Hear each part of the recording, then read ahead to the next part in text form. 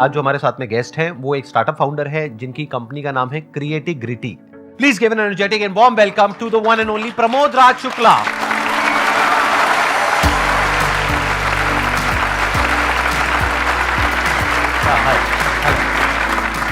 Please बैठिए।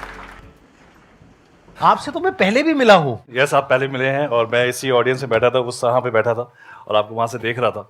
अच्छा, अमरीश के साथ मैं आया था। ओह गॉट इट। अमरीश भारती के साथ आप आए थे? Yes. हाँ, मैं वही सोच रहा हूँ, मैं आपसे मिला हुआ हूँ। हाँ, एज असिस्टेंट आया था मैं। हाँ, अरे गुड टू नो दैट जी, and finally you are here as a guest. My pleasure sir, thank you so good much. To meet you. थोड़ा सा आप अपने बैकग्राउंड के बारे में बताइए कि आपने कब शुरू किया, कैसे किया? मुझे एक कंपनी स्टार्ट करनी थी बच्चों के लिए, जो हमारे यंगस्टर्स हैं, जो कि टीयर 2 टीयर 3 सिटीज़ में हैं और उनके पास एजुकेशन नहीं है, वो स्ट्रगल कर रहे हैं। कम्युनिकेशन स्किल्स उनके पास काफ़ी अच्छी है लेकिन उनके पास जॉब नहीं है। तो मैं सोचा कि एक ऐसी कंपनी स्टार्ट करनी है मुझे जो कि एम्प्लॉयमेंट क्रिएट कर सके। वो मेरा ऑब्जेक्टिव था। उससे पहले आप क्या कर रहे थे? कहीं पे जॉब कर रहे थे? हाँ, उससे पहले मैं सीनियर वाइस प्रेसिडेंट था एक यूएस बेस्ड कंपनी में, जहाँ पे मैं $40 मिलियन का पोर्टफोलियो मैनेज कर रहा था। और वहाँ कितने टाइम तक रहे थे आप? वहाँ 3.5 साल तक मैं था। अच्छा, हाँ, ओके। तो then you came back to India? हाँ, वो स्टार्ट इसी से हुआ था कि मैंने एक हायरिंग की वहाँ पे, हाँ। जिसके पास डिग्री नहीं थी। हाँ। तो वहाँ पे कंपनी के प्रोटोकॉल्स थे कि आपने बिना डिग्री के कैसे हायर कर लिया। मैंने कहा उसके पास टैलेंट है यार, Right. उसको अच्छी बात है ना उसको।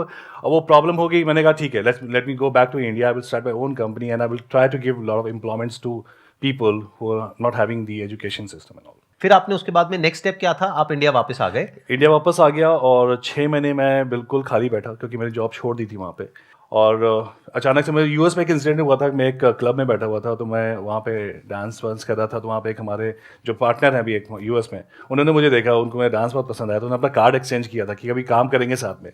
तो मैंने उनको रैंडमली कॉल किया कि ऐसी सी बात है और मैं अपना काम स्टार्ट करना चाहता हूँ। तो उन्होंने कहा लेट्स डू इट, और उन्होंने वो मुझे अपॉर्चुनिटी दी कि अपना एक कंपनी स्टार्ट करो। तो वो 3 पॉइंट सोल्यूशन यूएस में बेस्ड है और क्रिएटिविटी टेक्नोलॉजीज इंडिया बेस्ड है हमारी। तो कोलैबोरेशन ऐसे हमारा स्टार्ट हुआ और आज 5 साल हो गए और 5 साल में हमने बहुत अच्छा किया। अभी तक हमने 350 बच्चों को एम्प्लॉयमेंट दिया है। मैं थोड़ा समझना चाहूंगा आपसे कि एग्जैक्टली आप करते क्या हैं? कि जैसे कोई बच्चा है जो फ्रेशर है, राइट? उसके पास डिग्री है या नहीं है? डिग्री नहीं है, नहीं है, मुझे से फर्क नहीं पड़ता। कम्युनिकेशन होनी चाहिए क्योंकि हमारा यूएस का प्रोसेस है। अच्छा। कम्युनिकेशन स्किल्स होनी चाहिए और बाकी हम लोग उनका सब कुछ ट्रेनिंग करते हैं खुद ही। मैं खुद ही ट्रेनिंग करता हूँ सब बच्चों की, क्योंकि मेरी जो लाइफ जर्नी रही है, काफ़ी स्ट्रगल किया है मैंने अपनी लाइफ में। क्योंकि मैं बिहार से हूँ, एक छोटे से गाँव से हूँ, मुंगेर। तो वहाँ से एक जर्नी स्टार्ट की है। यहाँ पे एक बात है सीखने वाली हम सबके लिए बहुत इंपॉर्टेंट, कि you must always ask in entrepreneurship. The problem is we usually don't ask and assume कि यहाँ तो कुछ होने वाला है नहीं। जैसे फॉर एग्जाम्पल, इन्होंने अपना जो एग्जाम्पल दिया उसमें से एक बात आपने सीखी कि ऐसे ही किसी के साथ में क्लब में मिले और उससे इन्होंने पूछा कि क्या कुछ किया जा सकता है।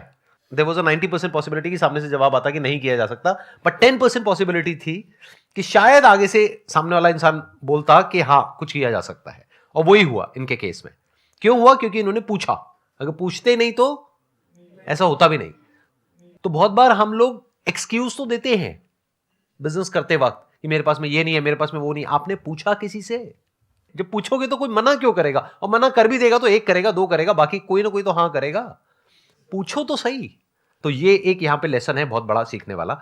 तो अब यहां पे आपका और उनका टाई अप तो हो गया, यानी कि उन्होंने कहा कि यूएस में मैं संभालूंगा, यहां पे आप संभालो। वो क्या कर रहे थे? वो कंपनी बेचने वाले थे। एक्चुअली ही 70 years old guy। 70 years old? 70 years old। Okay। और उनको अपनी कंपनी सेल आउट करनी थी। मैंने कहा कि आप कंपनी बेचो मत, ठीक है, हम लोग साथ में करते हैं, मुझे पूरा का पूरा आउटसोर्स कर दो। और उनकी कंपनी किस चीज की थी? हम लोग वर्कफोर्स प्रोवाइड करते हैं फार्मास्यूटिकल मेडिकल डिवाइस कंपनीज को। लेकिन एग्जांपल हमारे जैसा भी कोविड आया है, तो कोविड में ड्रग डिस्कवरी हो रही है, तो उनको वॉलंटियर्स चाहिए, क्लिनिकल ट्रायल्स वाले बंदे चाहिए, ड्रग सेफ्टी वाले बंदे चाहिए। तो सारा का सारा वर्कफोर्स हम प्रोवाइड करते हैं। जैसे जॉनसन जॉनसन है, फाइजर है, मेडोनिक्स है, ये सारी क्लाइंट्स हैं हमारे, उनको हम लोग वर्कफोर्स प्रोवाइड करते हैं।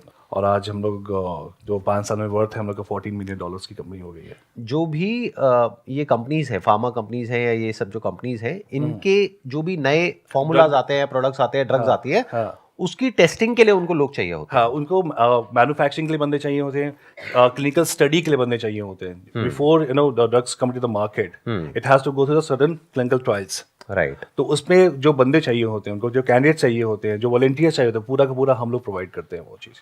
तो आप लोग उनको अभी फिलहाल इंडिया में प्रोवाइड कर रहे हैं, राइट? नहीं, मैं इंडिया से यूएस में ही प्रोवाइड कर रहा हूँ। मतलब हमारी टीम बैठती है इंडिया में, हमारे पास ऑलमोस्ट 5000 लोगों का डेटाबेस है वहाँ पे जहाँ पे डॉक्टर्स भी हैं, केमिस्ट भी हैं, मैन्युफैक्चरिंग इंजीनियर्स भी हैं, तो यहाँ से टीम उनसे कोऑर्डिनेट करती है कि किस प्रोजेक्ट्स में उनको प्लेस करना है। सपोज हमारे पास 5 प्रोजेक्ट्स आ गए राइट। और हमारे पास 5 बंदे हैं, तो उनसे बात करना, उनको समझाना कि ये प्रोजेक्ट्स में ये हमारा ड्रग डिस्कवरी चल रही है, आप यहाँ पे इंटरेस्टेड हो यहाँ पे जाने के लिए, तो वहाँ पे उनको प्लेस करते हैं, वहाँ जाते हैं, उनका इंटरव्यू होता है, फिर they start the process. Same जो आप बिजनेस मॉडल बता रहे हैं उसको क्या कोई भी आसानी से रेप्लिकेट कर सकता है या फिर उसमें कहीं पे कुछ मुश्किल आने वाली है? थोड़ा सा प्रॉब्लम ये आ सकती है, उनको यूएस एफडीए गाइडलाइन का जो प्रोटोकॉल्स है वो फॉलो करना पड़ेगा बहुत ज़्यादा, उसकी नॉलेज बहुत अच्छी होनी चाहिए। Because when you talk to any candidates in US, you have to have that business language कि किस बिजनेस में बात करनी है उनसे, क्योंकि आप सिंपली उनसे नहीं बात कर पाओगे। वो थोड़ा सा चैलेंजिंग होता है। अगर आपके पास फार्मा का बैकग्राउंड हो तो आपको you can easily build up.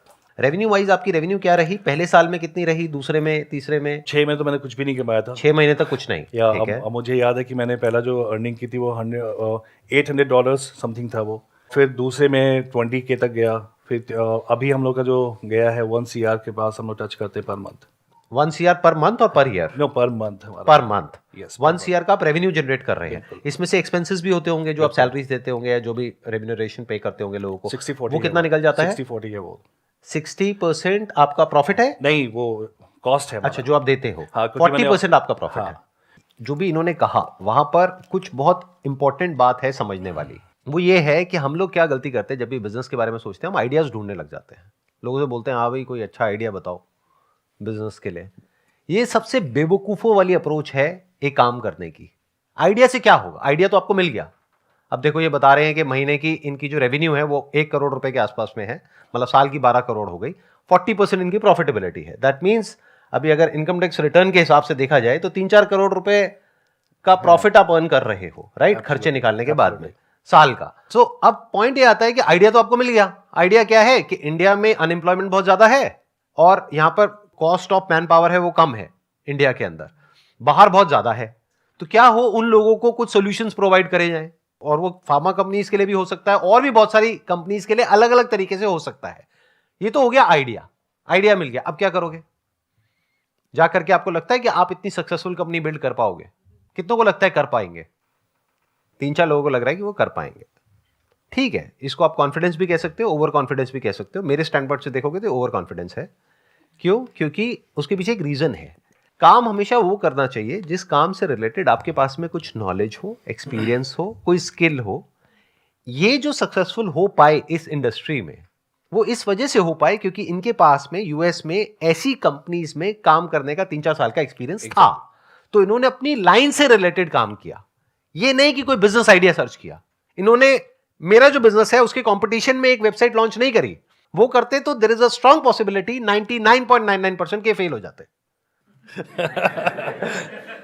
क्योंकि और बहुतों ने किया और वो फेल हो गए।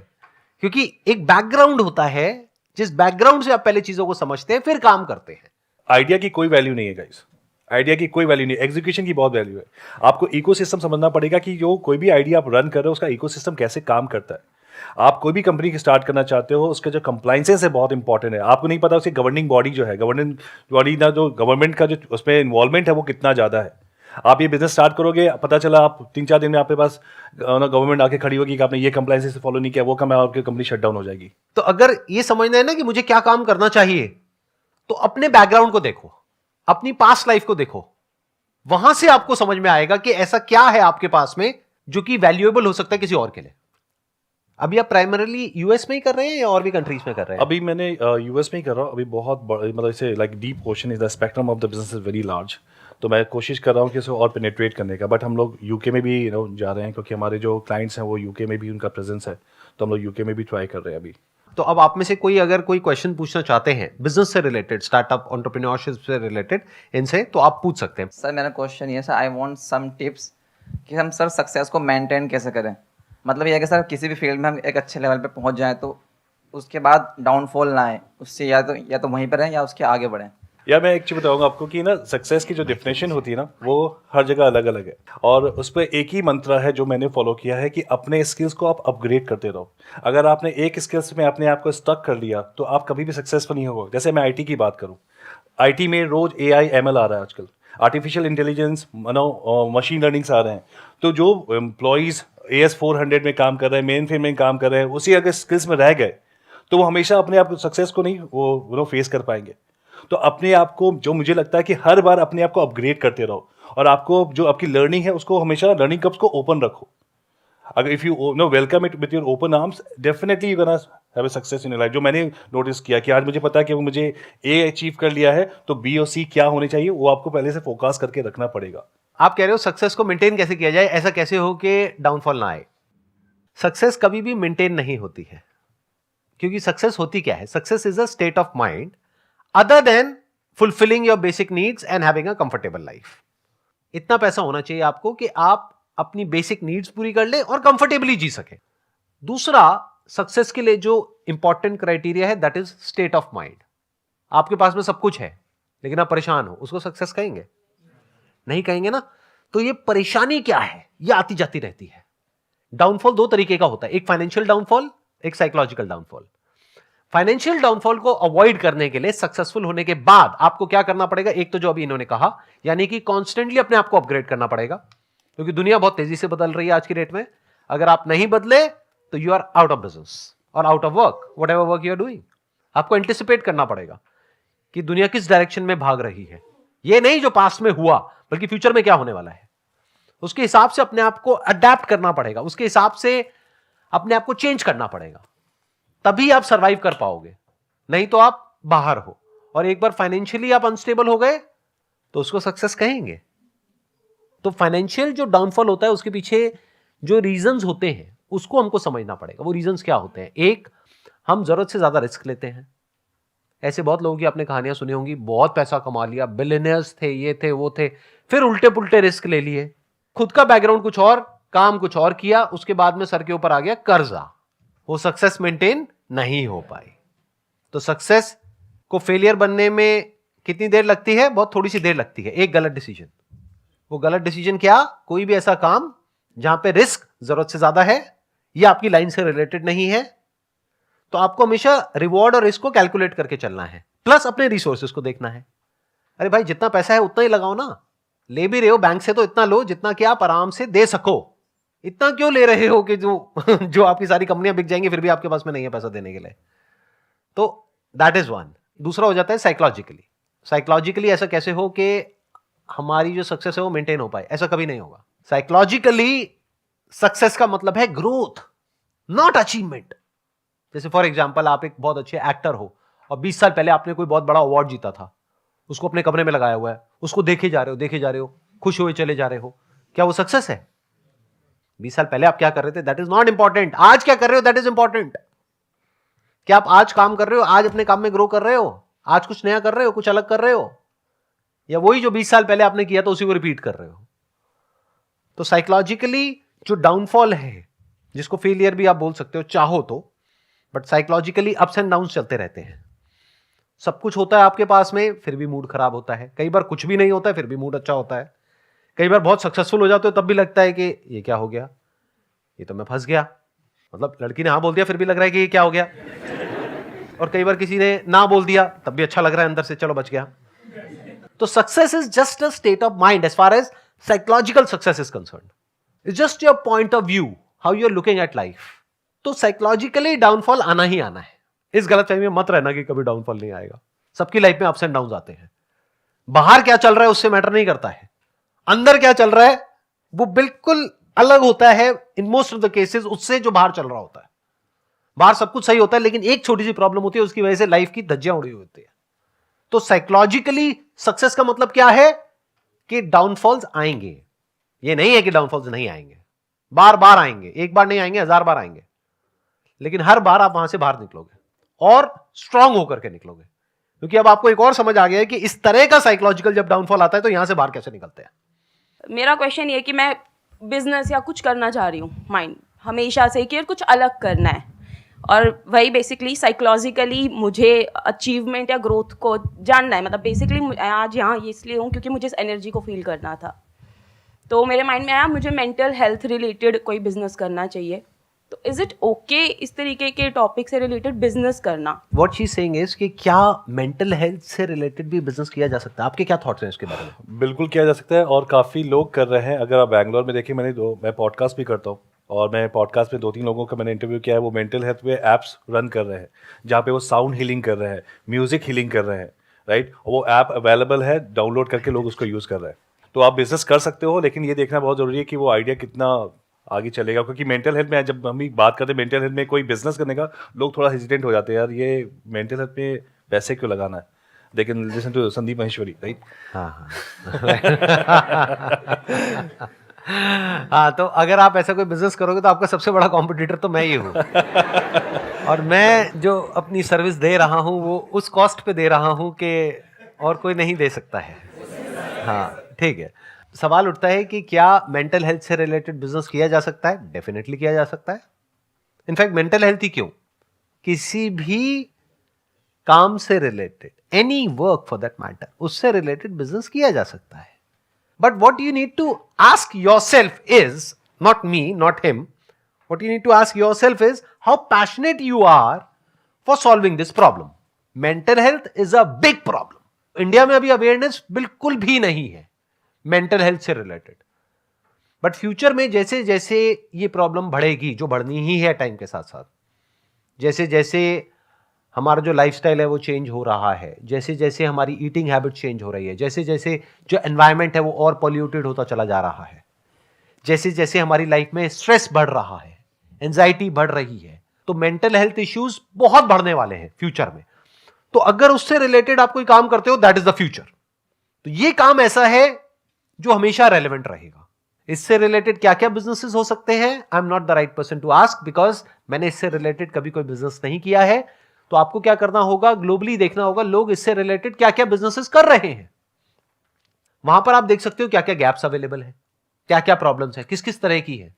फिर उससे रिलेटेड आप सोच सकते हो कि उन प्रॉब्लम्स को सॉल्व करने में मैं कितनी पैशनेट हूं, मैं कितना पैशनेट हूं। अगर आप हो तो definitely there is a big opportunity. अगर आपका बैकग्राउंड है मान लो साइकोलॉजी का, तो आप डायरेक्टली थेरेपी दे सकते हैं। इन प्लेटफॉर्म्स को आप यूज कर सकते हैं, जैसे there are lot of platforms जहां पर आप जा करके डायरेक्टली जो पेशेंट्स हैं उनको ऑनलाइन कंसल्टेशन दे सकते हैं, थेरेपी दे सकते हैं। क्या वहां पे पैसा कमाया जा सकता है? बिल्कुल कमाया जा सकता है। तो डिपेंड करता है कि आपका बैकग्राउंड क्या है, उसके हिसाब से सोचना होता है कि हम क्या कर सकते हैं। अभी मुझे ऐसा लगता है ना कि बहुत हद तक ये ना एक फैंसी वर्ड हो गया है स्टार्टअप, और नो मुझे स्टार्टअप करना है। और मैं बहुत लोगों से जब बात भी करता हूँ तो लोग कहते हैं कि ये क्यों करना है स्टार्टअप, क्या रीज़न है? अरे यार मुझे अपना बॉस खुद बनना है, अरे मुझे यार वो 9 to 6 वाली जॉब नहीं करनी है, अरे कल मेरे बॉस में से चिल्ला रहा था। ये जो कॉन्सेप्ट है वो एब्सोल्युटली रॉन्ग कॉन्सेप्ट है। इस पर आप सक्सेसफुल नहीं होते क्योंकि अंदर से फील नहीं हो रहा, आप चीज़ों से भागने की कोशिश कर रहे हो। Exactly right. और वो ज़्यादा प्रॉब्लमेटिक, क्योंकि आपको बताओ जब अपना स्टार्टअप स्टार्ट करोगे आप, आपकी कोई टाइमलाइन नहीं है, आप कितने घंटे काम करोगे, 18, 19, 20 घंटे काम करोगे। मैं कभी सोचता हूँ यार मैं जॉब में था जब मैं ज़्यादा खुश था, आज 100 लोगों की 200 की सैलरी पे करनी है, फैमिली मेरी इतनी बड़ी है, उनकी सैलरी जानी है टाइम पे, उसके लिए आपको दिन रात मेहनत करनी पड़ेगी, दिन रात। तो ये जो कॉन्सेप्ट है ना कि आइडिया या कुछ नया करते हैं, करो, अच्छी बात है, बहुत अच्छी बात है अगर आपके पास आइडियाज आ रहे हैं, लेकिन वो फील होना चाहिए अंदर से, वाकई मुझे करना है। SWOT एनालिसिस हमने सुना है, SWOT, SWOT analysis, strength, weaknesses, opportunities and threat. कोई भी फील्ड में आप कुछ भी काम करो, SWOT एनालिसिस जरूर करो, उसको पॉइंट्स लिखो कि आपकी क्या स्ट्रेंथ है, तो आपको पता चले क्या अपॉर्चुनिटीज आपको मिलेंगी, आपकी वीकनेसेस क्या है, आपको थ्रेट्स पता चलेंगे, अच्छा ये मुझे नहीं करना चाहिए। आप करके देखो, आप सक्सेसफुल हो गए। ये बहुत ही मतलब कॉमन चीज है जो कि सबको करना चाहिए सर, जो आप हमेशा बोलते हैं कि लिखो, सोचो, समझो। अभी जो आपने क्वेश्चन पूछा उससे रिलेटेड एक बहुत ही सिंपल सा आइडिया आया मेरे माइंड में कि अगर मैं आपकी जगह होऊंगा तो क्या करूंगा। आज की डेट में बहुत सारे सोशल मीडिया प्लेटफॉर्म्स हैं, जैसे फॉर एग्जांपल फेसबुक है। फेसबुक पे ग्रुप बनाना, क्या उसके पैसे लगते हैं? नहीं लगते, कोई भी बना सकता है। तो क्या हो अगर आप एक ऐसा ग्रुप बनाओ जहां पे धीरे धीरे मैनुअली आप लोगों को इन्विटेशन भेजो, धीरे धीरे लोग ऐड हो, धीरे धीरे कॉन्वर्सेशन शुरू हो, धीरे धीरे लोग वहां पे पोस्ट करना शुरू करें, वो ग्रुप धीरे धीरे बड़ा होता चला जाए विद टाइम। एकदम से नहीं होगा, 1-2 दिन में नहीं होगा, कुछ महीने लगेंगे, हो सकता है 1-2 साल भी लग जाए। पर जब वो ग्रुप बड़ा हो जाता है फिर आप उनको बोलो कि हम ऑफलाइन मिलेंगे, तो उसके लिए एक जगह हायर करनी पड़ेगी जहां पर सब लोग बैठेंगे और बैठ करके अपनी अपनी प्रॉब्लम्स शेयर करेंगे एक दूसरे से। ये ग्रुप्स उनके भी हो सकते हैं जो मेंटल हेल्थ से सफर कर रहे हैं, उनके भी हो सकते हैं जो कोई पर्टिकुलर बीमारी की वजह से प्रॉब्लम में है, फॉर एग्जांपल कैंसर पेशेंट्स हैं, उनका भी ग्रुप बन सकता है। तो क्या हो अगर उस ग्रुप के आप एडमिन हो और अब आप कहते हो उनको सबको कि हम इस दिन यहां पर इस सिटी में मिलेंगे, इस वेन्यू पर। उस वेन्यू के जो हायरिंग चार्जेस हैं वो नॉमिनल इतने हैं, बस 500 रुपए देना है एक इंसान को।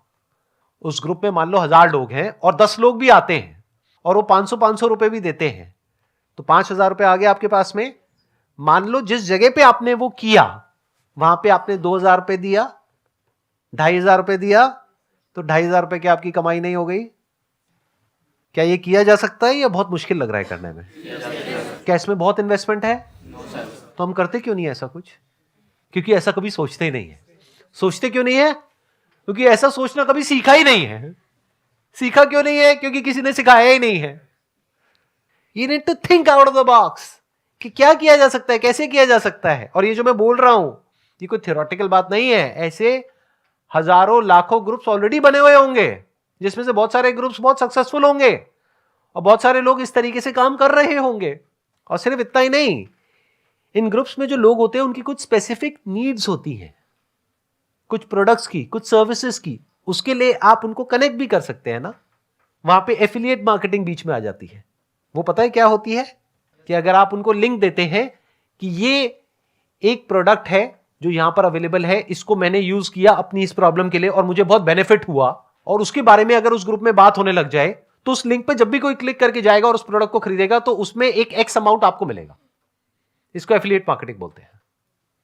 वो खरीदेगा उस वेबसाइट से, यानी मान लो अमेजॉन से या फ्लिपकार्ट से या कहीं से भी, पैसा आपको भी मिलेगा। ये एक और रेवेन्यू मॉडल आ गया। You getting where I am coming from. और ये सब कुछ आप जॉब के और पढ़ाई के साथ साथ भी कर सकते हो। यानी कि वहां से उतना पैसा आने लग गया जितना कि आप अभी अपनी जॉब से कमा रहे हो, उससे ज्यादा आने लग गया, मानो महीने का 20-30 हजार, 50 हजार, वट तो आपने जॉब छोड़ दी और फुल टाइम यही कर लिया। Wish you all the very best. Thank you so much for coming and thank you so much ji यहां पर आने के लिए। It was pleasure meeting you and pleasure talking to you. Big round of applause for